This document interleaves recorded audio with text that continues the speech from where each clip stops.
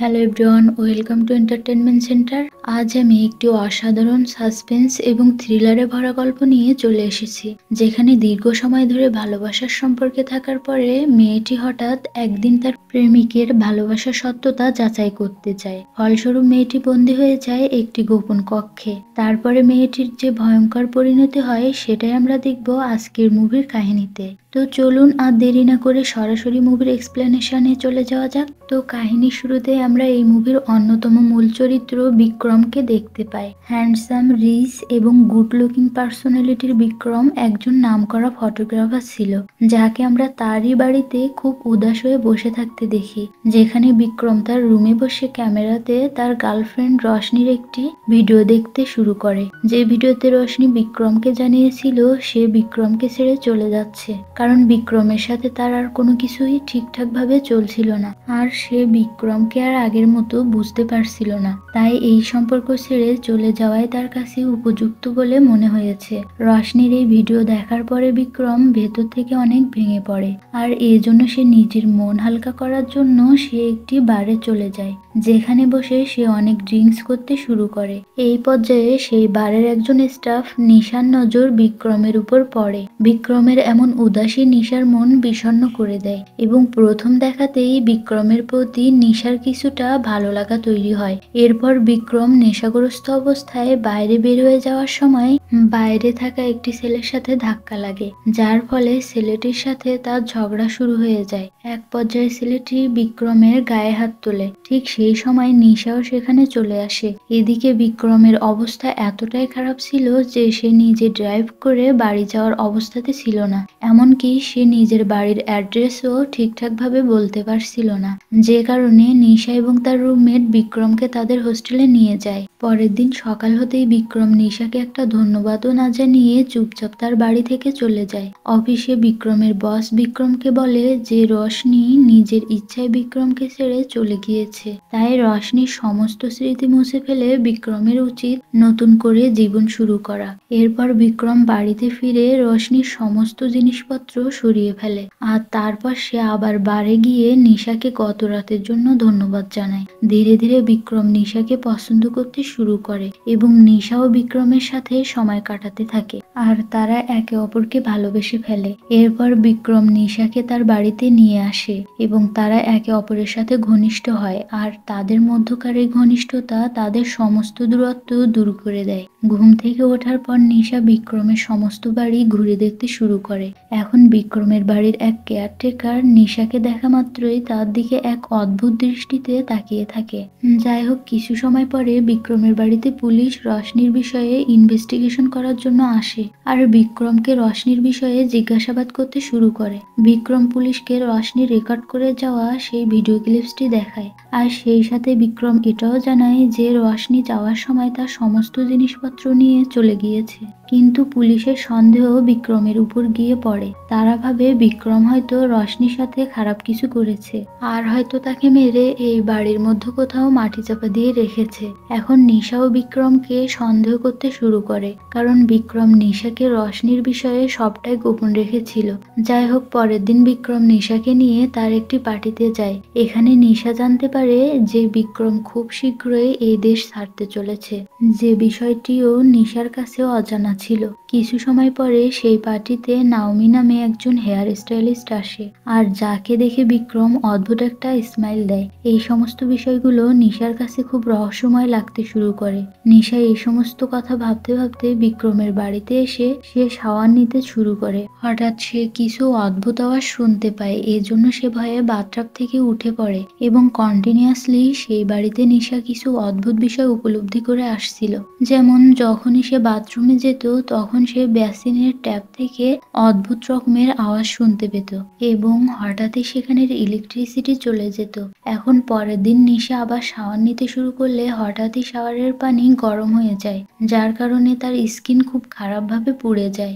এখন নিশা বুঝতে পারে যে এই বাড়িতে অদ্ভুত এবং রহস্যজনক কিছু তো আছে, এজন্য সে এই সমস্ত কথা বিক্রমকে জানায়। কিন্তু বিক্রম তার কোনো কথা সিরিয়াসলি না নিয়ে হেসে উড়িয়ে দেয়। মুভির পরবর্তী পর্যায়ে আমরা দেখি নিশা প্রতিদিনের মতো তার কাজের জায়গায় গেলে সেখানে সেই পুলিশ অফিসার কবির চলে আসে। এখন আমরা জানতে পারি কবির ছিল নিশার এক্স বয়ফ্রেন্ড, এজন্য সে নিশাকে বিক্রমের থেকে দূরে থাকতে বলে। কবির এটাও বলে যে রশনির গায়েব হওয়ার পিছনে বিক্রমের হাত রয়েছে, কিন্তু নিশা সেই সমস্ত কথার কোনো গুরুত্ব দেয় না। আসলে নিশা একজন রিচ, হ্যান্ডসাম, গুড লুকিং পার্সোনালিটির বয়ফ্রেন্ড খুঁজছিল, যার সবকিছুই বিক্রমের মধ্যে ছিল। এজন্য বিক্রমকে রহস্যময় লাগলেও সে বিক্রমের সাথে থাকাটাই ঠিক বলে মনে করছিল। এরপর নিশা বিক্রমের বাড়ি ফিরে এসে তার রুমের মধ্যে একটি গাছের টবে চাবির মতো দেখতে লকেট সহ একটি চেন খুঁজে পায়, আর সেই চেনটি সে নিজের গলায় পরে নেয়। এরপর হঠাৎই সেখানে ইলেকট্রিসিটি চলে যায়। নিশার মনে হয় কেউ বাড়ির দরজা খুলে বাড়ির ভিতরে ঢুকে পড়েছে। নিশা সেটা চেক করার জন্য নিচে গেলে হঠাৎই বাইরে বজ্রপাত শুরু হয়, যেটা শুনে নিশা অনেক ভয় পেয়ে যায়, যার ফলে সে মাথায় আঘাত পেয়ে সেখানে জ্ঞান হারিয়ে ফেলে। এরপর কিছু সময় পর বিক্রম বাড়িতে ফিরে আসে এবং সে নিশাকে মেডিসিন দেয়। এখন নিশা বারবার বিক্রমকে বলতে থাকে যে এই বাড়ির বাথরুমে এবং বেসিন থেকে অদ্ভুত রকমের আওয়াজ হয়, কিন্তু বিক্রম বরাবরের মতোই বিষয়টা মজার ছলে উড়িয়ে দেয়। আর এভাবে আরো কিছুদিন কেটে যায়, যেখানে রশনি এখনো পর্যন্ত নিখোঁজ ছিল এবং নিশাও বরাবরের মতোই সেই বাড়িতে অদ্ভুত সেই আওয়াজগুলো উপলব্ধি করত। এরপর কিছুদিন পর বিক্রমের কাছে পুলিশের কল আসে, যেখানে পুলিশ তাকে মর্গে একটি বডি শনাক্ত করার জন্য ডেকে পাঠায়। আর এই কথাটি বিক্রম নিশাকে জানায়। বিক্রম রশনির কথা ভেবে খুব উদাস হয়ে যায়, কিন্তু নিশা এই ভেবে খুশি হয় যে রশনি কোনোদিন আর তাদের মাঝে বাধা হয়ে আসতে পারবে না।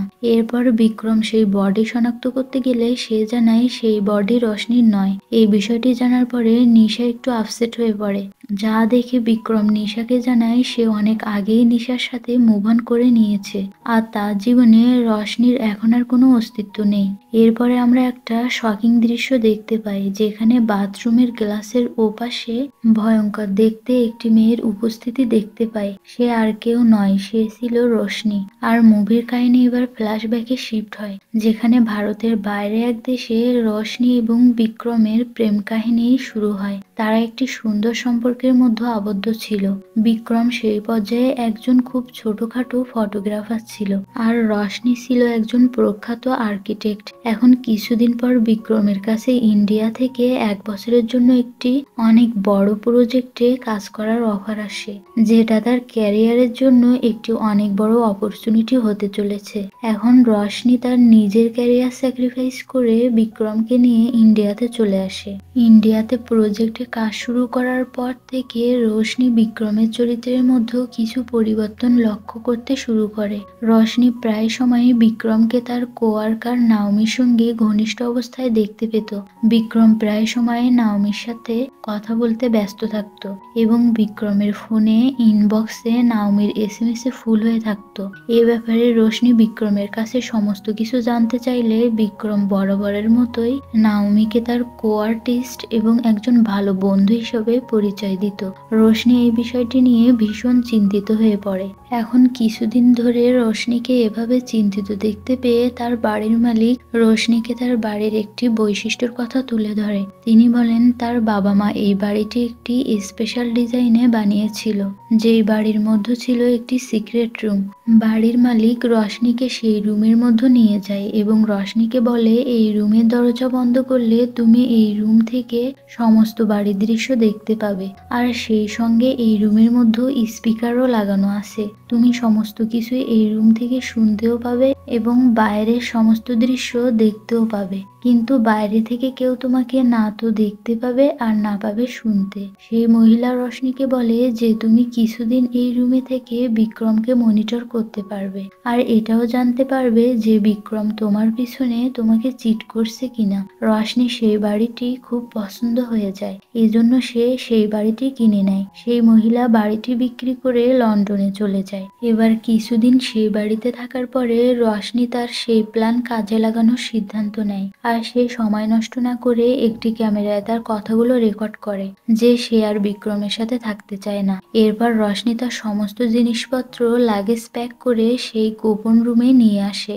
এবার তখনই বিক্রম বাসায় চলে আসে। এখন রশনি তাড়াতাড়ি করে তার ব্যাগ নিয়ে সেই গোপন রুমে গিয়ে দরজা বন্ধ করে দেয়। তার এই তাড়াহুড়ার মাঝে সেই রুমের চাবি রুমের বাইরে টবের মধ্যে পড়ে যায়, যেটা রশনি জানতেও পারে না। এদিকে বিক্রম বাড়ি ফিরে এসে রশনি সে ভিডিও হাতে পেয়ে সে খুবই ইমোশনাল হয়ে পড়ে। এখন রশনি তার নিজের ভুল বুঝতে পারে যে বিক্রম তাকেই ভালোবাসে আর তাদের এই সম্পর্কের প্রতি সে যথেষ্ট অনেস্ট ছিল।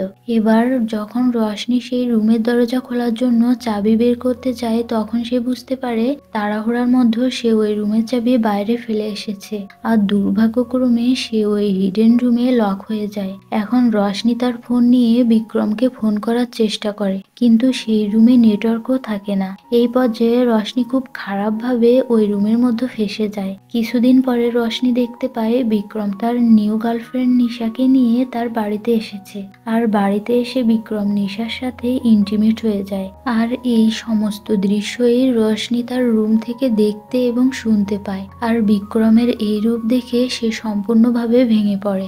রশনি বুঝে যায় যে আসলে বিক্রমের প্রতি তার সন্দেহ ঠিক ছিল, বিক্রম কোনোদিনই তাকে ভালোবাসেনি। এবার পরের দিন যখন নিশা ওয়াশরুমে ব্রাশ করতে আসে, তখন রশনি তাকে গালিগালাজ করতে শুরু করে আর গোপন রুমে সেই পাইপে আঘাত করতে থাকে, যে আওয়াজ নিশা বেসিনের পাইপ থেকে শুনতে পায়। এই বিষয়টা দেখে রশনির মনে একটু হলেও শান্তি আসে যে তার রুমের আওয়াজ বাইরে যাচ্ছে।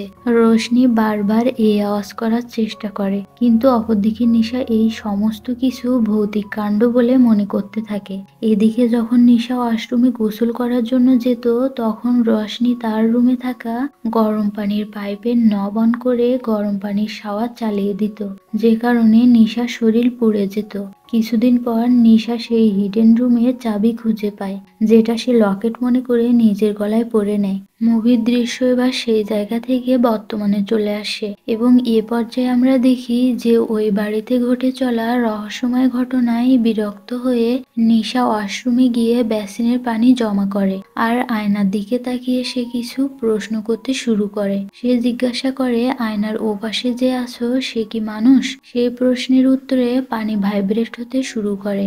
এখন নিশা বলে, তুমি কি রশনি? রশনি তখন জোরে জোরে তার রুমের পাইপে আঘাত করতে শুরু করে, তাতে বেসিনের পানি আরো বেশি করে ভাইব্রেট হতে শুরু করে। নিশা বুঝে যায় যে রশনি বেঁচে আছে। সেই সঙ্গে নিশা এটাও বুঝতে পেরে যায় যে আয়নার ওপাশে কোনো হিডেন রুমে রশনি বন্দি আছে এবং তার গলায় থাকা সেই লকেটটি আসলে সেই হিডেন রুমের চাবি। নিশা তার বুদ্ধিমত্তা কাজে লাগিয়ে সে বুঝতে পারে যে আয়নার পিছনে সেই হিডেন রুমটি রয়েছে এবং সে সেই সিক্রেট রুমের লক খুঁজে বের করে। আর সে সেই চাবি দিয়ে লক খুলতেই যাবে, ঠিক তখনই সে চিন্তা করে যদি রশনি আবারও বিক্রমের জীবনে ফিরে আসে তাহলে বিক্রম হয়তো তাকে ভুলে যাবে।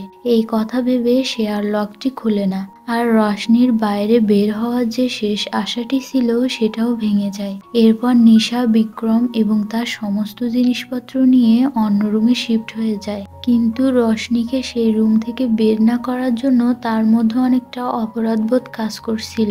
এরপর কিছুদিন পর সেই পুলিশ ইন্সপেক্টর বিক্রমের বাড়িতে এসে নিশার হাতে কিছু ফটোগ্রাফ দিয়ে যায়। এরপর সে সেই ফটোগ্রাফগুলো দেখে ভীষণ শকড হয়ে যায়। তো এরপরে নিশা আর সময় নষ্ট না করে সেই হিডেন রুমের দরজা খুলে রুমের ভেতরে চলে যায়, যেখানে সে রশনিকে একটি বেডের উপর প্রায় মৃত অবস্থায় শুয়ে থাকতে দেখতে পায়।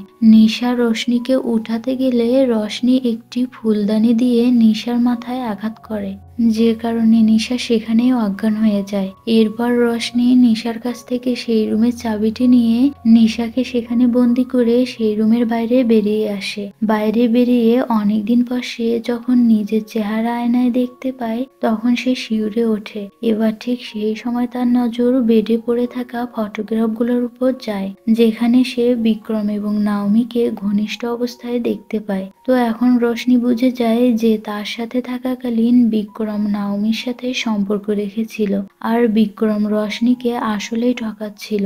কিছু সময় পর বিক্রম বাড়ি ফিরলে আয়নায় সে তার এবং নাওমির অন্তরঙ্গ ছবির সাথে একটি চেন সহ লকেট দেখতে পায়, যেটা একসময় সে রশনিকে গিফট করেছিল।